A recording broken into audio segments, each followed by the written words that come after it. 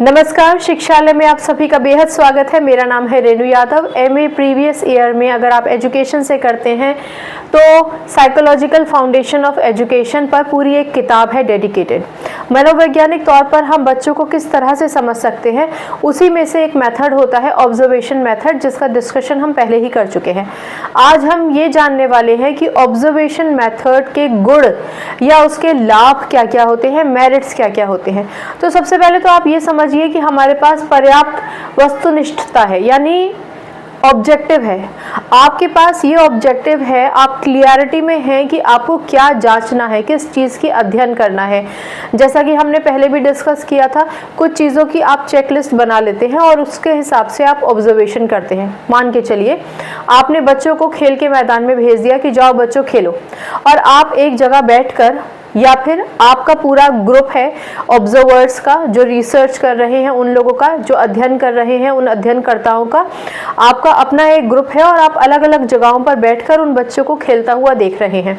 अब खेलते हुए देखते समय आप ये देखेंगे कि वो कोऑपरेट कितना कर रहे हैं, सहयोग कितना कर रहे हैं अपने साथी खिलाड़ियों से, किस तरीके से वो अपने गुस्से को कंट्रोल करते हैं, किस तरीके से वो पार्टिसिपेशन दे रहे हैं, कितने वो बायस्ड हैं या कितने वो न्यूट्रल होकर खेल रहे हैं, या फिर उनमें स्पोर्ट्स स्पिरिट कितनी ज़्यादा है।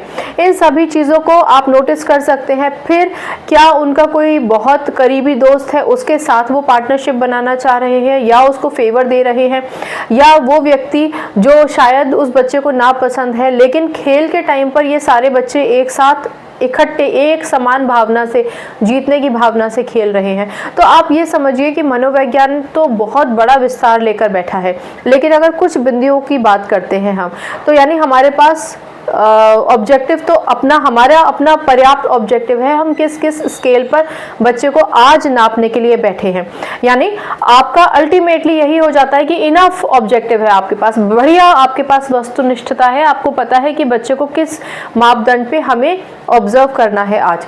इसके अलावा ये एक व्यापक पद्धति है। व्यापक मतलब फैला हुआ है, बहुत विस्तार है। आप अलग अलग मापदंड पर बच्चे को साइकोलॉजिकली उसके बिहेवियर को स्टडी कर सकते हैं।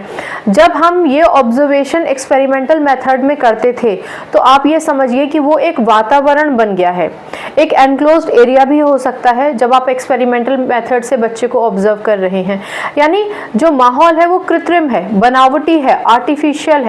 ऐसा तो नहीं है कि बिल्कुल रॉ है, एकदम नेचुरल है, नहीं है।